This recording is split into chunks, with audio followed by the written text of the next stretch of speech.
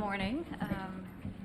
First of all, as this is the first time I have dealt with this press corps, I just want to say that I hope that we can have a lot more conversations and continue to do these types of things. But I'll ask that I will respect you if you'll respect me. So as we develop this relationship, we'll see how it goes. So the first thing I want to do is talk about what we just saw in there. The Security Council just finished its regular monthly meeting on Middle East issues. It's the first meeting like that I've attended, and I have to say it was a bit strange. The Security Council is supposed to discuss how to maintain international peace and security. But at our meeting on the Middle East, the discussion was not about Hizballah's illegal buildup of rockets in Lebanon. It was not about the money and weapons Iran provides to terrorists. It was not about how we defeat ISIS. It was not about how we hold Bashar al-Assad accountable for the slaughter of hundreds and thousands of civilians.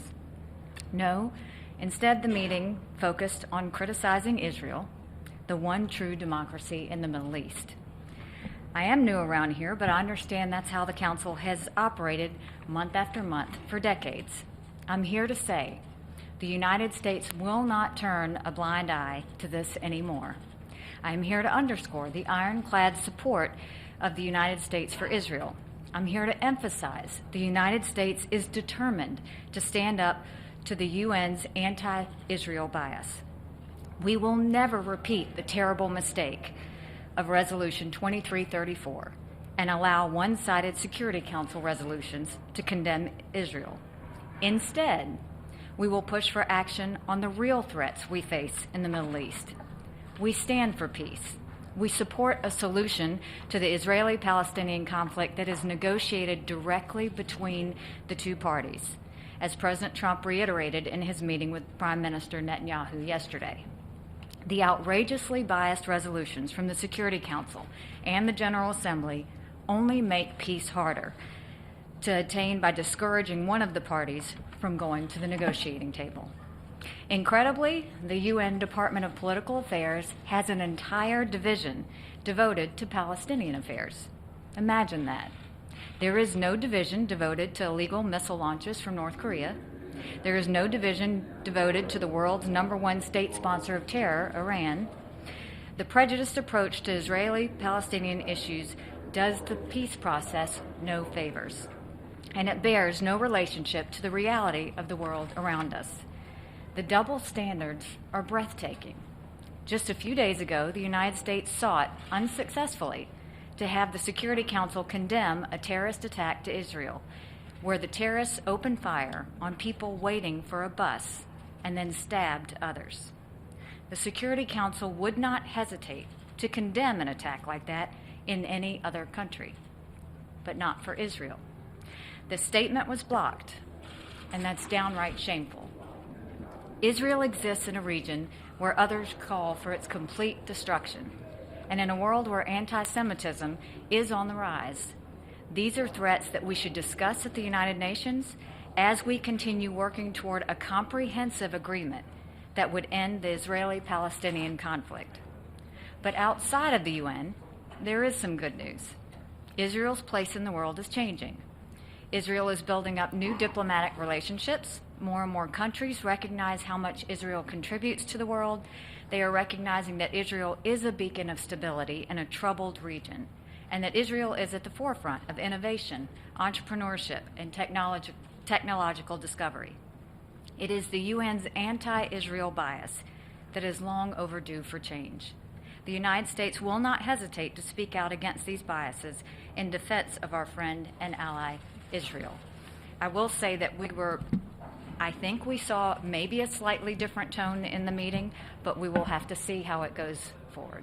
Thank you, and I'll open it up for any questions you have. Yes? Ambassador, can I ask you about the meeting today? We heard the UN envoys say that the two-state solution is the only way to reach peace in the Middle East. Now, I'm wondering, how are you going to square that as you go forward with what President Trump said yesterday about there being other possibilities? And also on the settlements resolution, do you have anything in mind to correct that terrible mistake? Well, I think, first of all, the administration and the United States supports a two-state solution.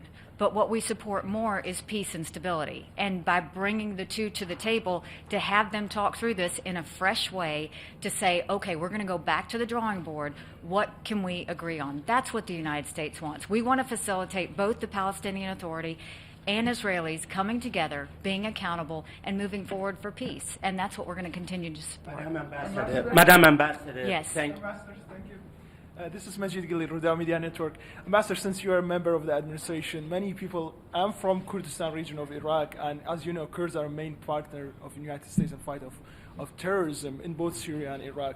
They want clarity. What is the administration's policy? What this administration want to do in Iraq and in Syria when it comes to the fighting of terrorism and ISIS? Well, I think first we want to stop the violence. That's the biggest thing, is stop the violence and find a way to bring some stability to the area. But you're seeing that the administration is starting to develop plans and actions. It's not just about what are the talking points on this area going to be. It's what are the actions are we going to do to facilitate peace and stability. And that's where the focus of the administration and the United States is going. Madam Ambassador, Yes. Do you have any plan to undo this monthly talk about the Palestinian question and the 3-monthly open debate on it that is on the agenda of the Security Council? You know, I just put out to the members of the Security Council to help me understand, when we have so much going on in the world, why is it that every single month we're going to sit down and have a hearing where all they do is obsess over Israel? That's the problem. And so what I'm saying is that we want to have constructive influence. I think what's happening is it's now becoming counteractive to the peace process. When the UN comes into the middle of it and is more of a divider than a uniter, it is a cause for concern. I think everyone's well-intentioned. I think they are trying to find stability. But this obsession every month to continue to go over this, instead of encouraging the Palestinians and Israelis to come together to a table, that's where the focus should be. But we have a lot of other issues in the world that we're trying to deal with, whether it's ISIS, whether it's North Korea, whether it's all the instability we're seeing in other regions. That's where we need to focus. One more question. Madam Ambassador. Yes. Thank you very much, Madam Ambassador. As a quick follow-up on settlements, the President asked the Israelis to hold back on settlements. Was this something that you raised during the council meeting? Was it discussed? Was there any welcome for this? And secondly, when you arrived here, one of the first things you said was that the U.S. was going to have the backs of its allies. You hoped that the allies had the back of the United States, and for those who didn't, you were taking names and that there would be some kind of accountability. Are you making a list, and who's on it? You want to see my list, don't you? You know, what I'll tell you is, first of all, when it comes to the settlements, we don't think that that is the sole reason that we are not getting peace in this process. What the President has said, and that we agree on, is expanding settlements at this point is not helpful.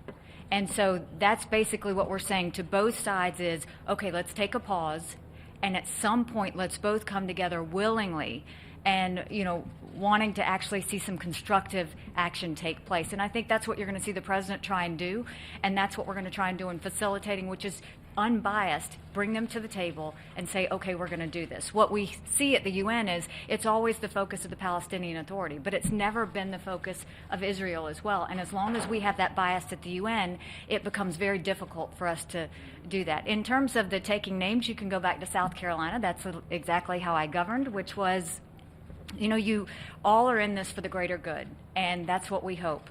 But when you tell me you're going to do something and you don't, that's where you take names. When you see that there's someone that promises to do something and they don't, that's where we take names. So there is no special list in my drawer in the desk. It is more observations and trying to make sure that in the past, I think the previous administration had not been very strong when it came to international issues, had not spoken out when something was wrong, had not necessarily really moved to be a part of the peace process. What you're seeing with this administration is you're going to see a lot of action. You're going to see a lot of participation. And yes, we are going to take names. If we see someone that's not doing what they're supposed to, we're going to call them out. That's why we called out Russia. And so we'll continue to do that as we see other issues come up. One more question, Yes. please. Madam Ambassador, is the U.S. going to stick to its obligations under Resolution 181 and 1515, which were adopted and drafted by the United States? And those resolutions calls for the two-state solution and as a base for the peaceful solution in the Middle East. Understand that the United States supports the two-state resolution. That's never been wavered. What we're saying is, okay, let's not just talk about the old way of doing things. Come to the table with all the fresh atmosphere perspectives that we now have and say, okay, what can we do, knowing all of the factors, knowing where we sit present day, and how can we move forward? Ambassador, and I said we support the two-state solution. Last question. Just to clarify, you heard from the Secretary General yesterday there's no plan B. There is only the two-state solution as a path forward. You heard today his envoy for the Middle East peace process repeat that same message. In your view, is there a plan B? I think first of all, two-state solution is what we support. Anybody that wants to say the United States doesn't support two-state solution, that would be an error. We absolutely support a two-state solution. But we are thinking out of the box as well, which is what does it take to bring these two sides to the table? What do we need to have them agree on? At the end of the day, the solution to what will bring peace in the Middle East is going to come from the Israelis and the Palestinian Authority. The United States is just there to support the process.